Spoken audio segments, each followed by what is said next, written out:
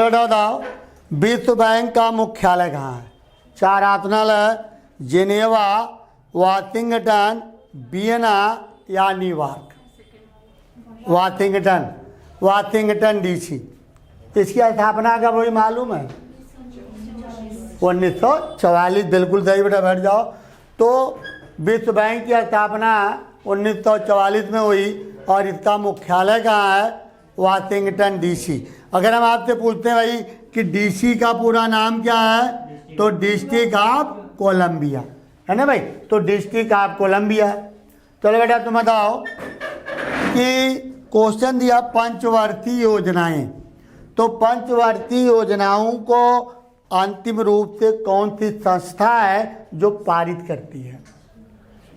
कौन सी संस्था अंतिम रूप से पारित करती है मालूम है? चलिए हम आपको बता देते हैं।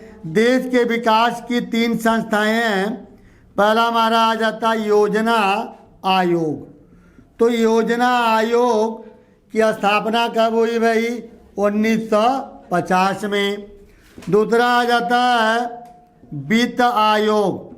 वित्त आयोग की स्थापना कब हुई है? 1951 में हुई।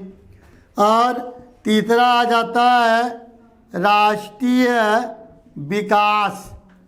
तो राष्ट्रीय विकास परिषद की स्थापना कब हुई भाई? 1952 में हुई है। ठीक है भाई। अब आप हमको बताएंगे, यहाँ हम लोग चलते हैं, इनका कार्य क्या है मालूम है?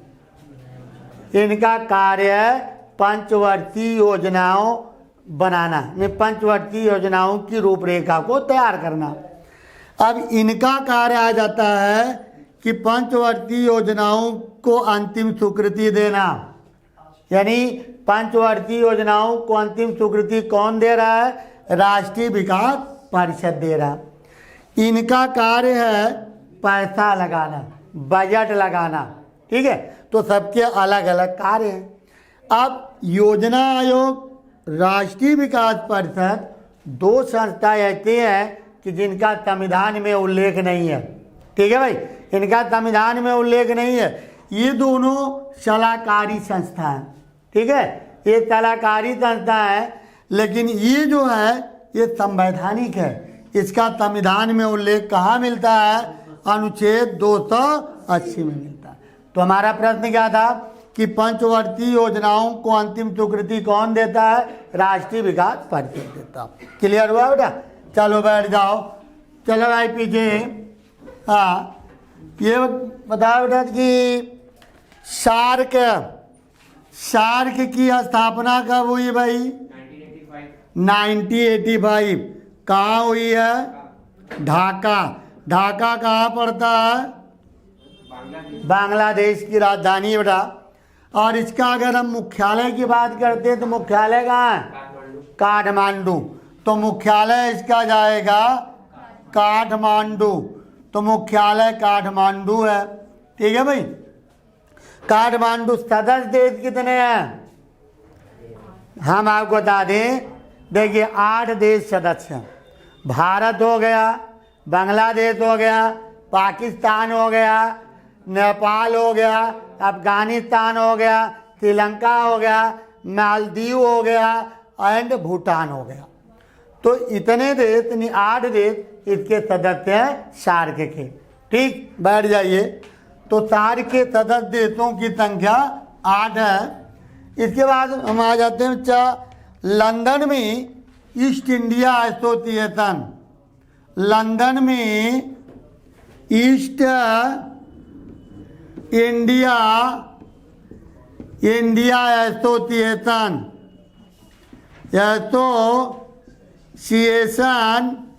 की स्थापना किसने की थी मालूम है? दादा भाई नौरोजी ने कब की थी? 1866। 1866 में दादा भाई नौरोजी ने किया था। अगर हम ईस्ट इंडिया ना करके इंडियन एसोसिएशन, एसोसिएशन की स्थापना किसने की? सुरेंद्र नाथ बनर्जी ने कब की थी? वो 1876। तो इन्होंने 1876 में कितने की थी? सुरेंद्र नाथ बनर्जी ने की थी। बिल्कुल सही आंसर दिया, सुरेंद्र नाथ बनर्जी ने किया था। इसके बाद हम आ जाते हैं भाई, चलो तुम बताओ भैया, ये बताओ कि हाँ दूसरा क्वेश्चन आ जाता है बखीरा। बताएं भाई, बखीरा पूरा नाम क्या? पश्चिम बिहार। हाँ पश्चिम बिहार ये कहाँ है भाई? संत कबीर नगर में स्थित है। संत कबीर नगर, बिल्कुल सही है, संत कबीर नगर में। इसके बाद हम आ जाते हैं उत्तर प्रदेश के प्रथम लोकायुक्त का नाम बताइए। विशंबर दयाल, बिल्कुल सही है, बैठिए। चलो बेटा तुम बताओ, अंकलेश्वर कहाँ है, किस लिए प्रसिद्ध है? अंकलेश्वर,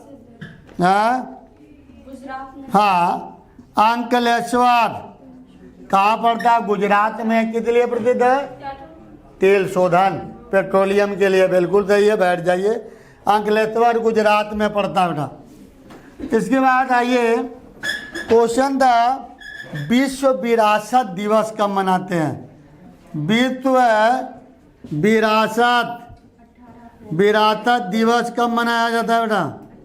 18 अप्रैल को, बिल्कुल सही है, 18 अप्रैल को मनाया जाता है। ठीक, तो बेटा बताओ उत्तर प्रदेश का सर्वाधिक वन क्षेत्र वाला जिला कौन सा है?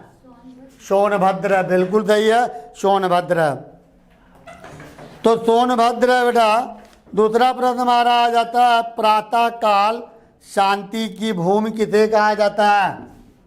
प्रातः काल शांति की भूमि किसे कहते हैं भाई? उत्तरी कोरिया, बिल्कुल सही बेटा, उत्तरी कोरिया को कहा जाता है प्रातः काल शांति की भूमि। तो बेटा बताओ कि विश्व में जंतुओं का सबसे बड़ा संघ कौन सा है? हम 4 ऑप्शन दे देते हैं, protozoa, Hemichordata, Echinodermata, arthropoda. Arthropoda जाएगा, बिल्कुल सही बेटा। एटीएम की खोज किसने की थी? एटीएम की 4 ऑप्शन दे दे रहे हैं हम, John Edward, John shepherd, JL Baird, या इनमें से कोई नहीं? जॉन शेफर्ड 1967, बिल्कुल सही है, जॉन शेफर्ड।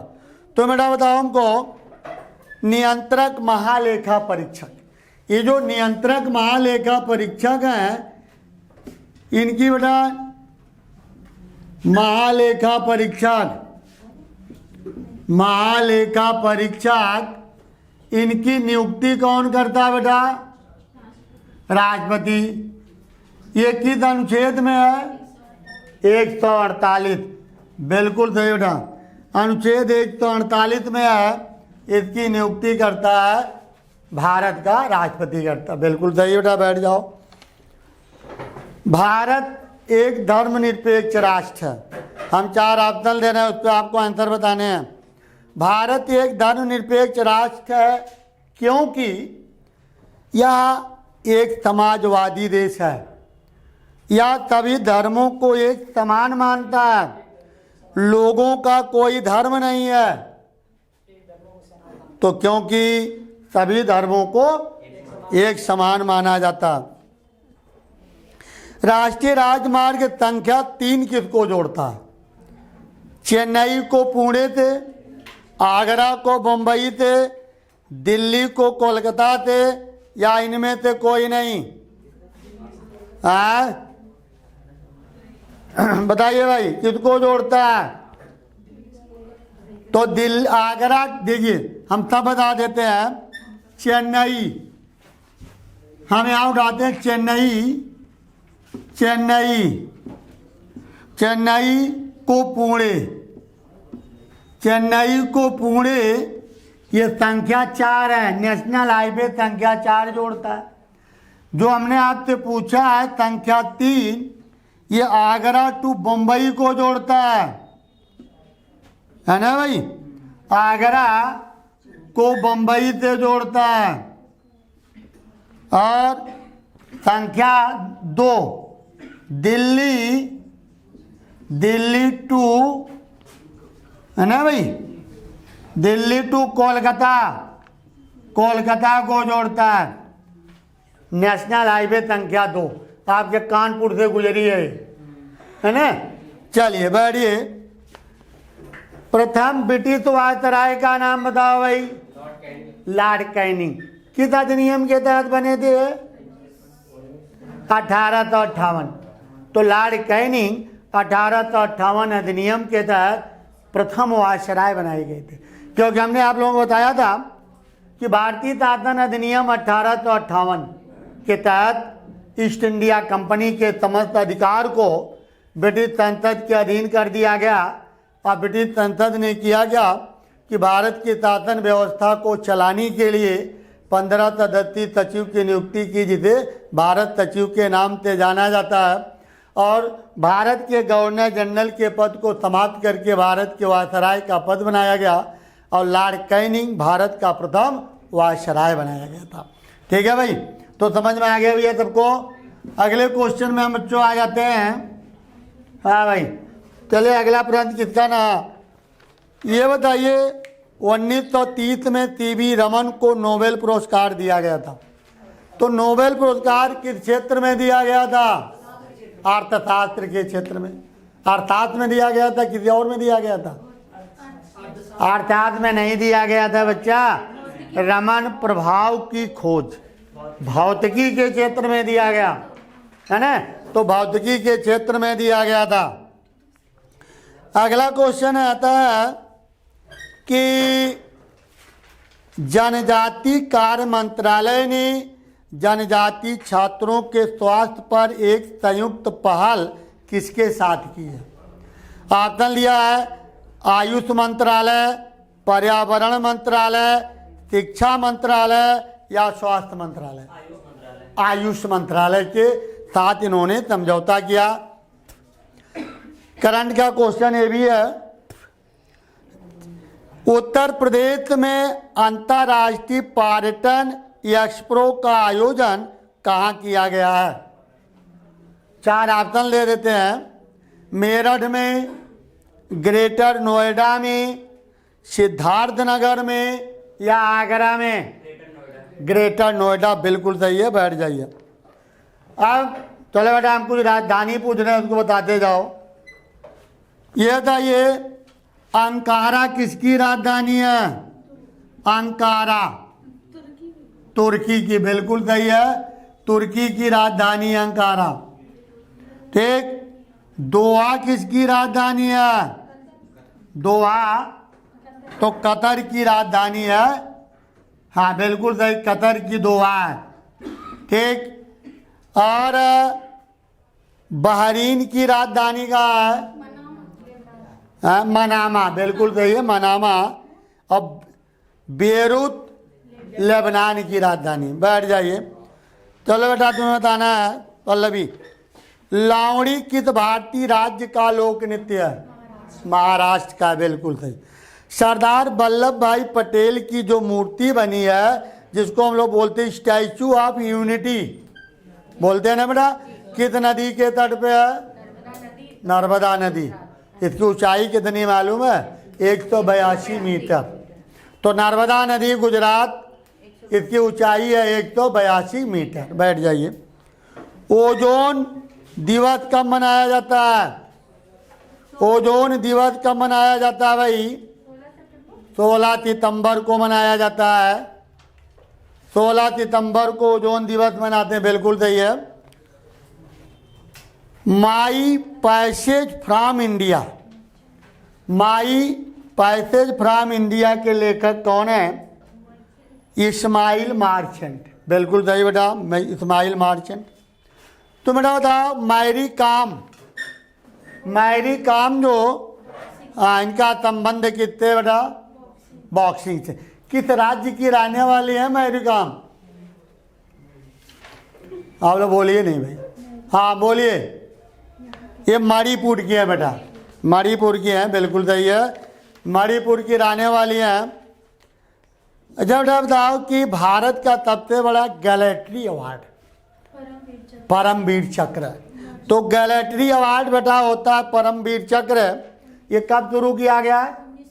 1948 में सर्वप्रथम किसे दिया गया? सोमनाथ। अच्छा ये बताओ बेटा परमवीर चक्र का पहले नाम क्या था? परमवीर चक्र का पूर्ण नाम क्या था? विक्टोरिया क्रॉस तो नहीं था? Victoria cross. बैठ जाओ। थॉमस कप किससे संबंधित है? Thomas cup, Thomas cup badminton से। बिल्कुल सही बेटा। रवांडा, रवांडा ये बेटा रवांडा की राजधानी कहाँ है? किंगाली। तो रवांडा की राजधानी किंगाली है। बिल्कुल सही आंसर दिया, किंगाली। बैठ जाओ बेटा। ये बताओ युवा दिवस कब मनाते हैं? युवा दिवस 12 जनवरी को किसके जन्मदिन के उपलक्ष्य में मनाया जाता है? युवा दिवस। युवा दिवस किसके जन्मदिन के उपलक्ष्य में मनाया जाता है? स्वामी विवेकानंद के जन्मदिन के उपलक्ष्य में मनाया जाता है युवा दिवस। बिल्कुल सही बेटा। ये बीसी राय पुरस्कार दिया जाता है किस क्षेत्र में?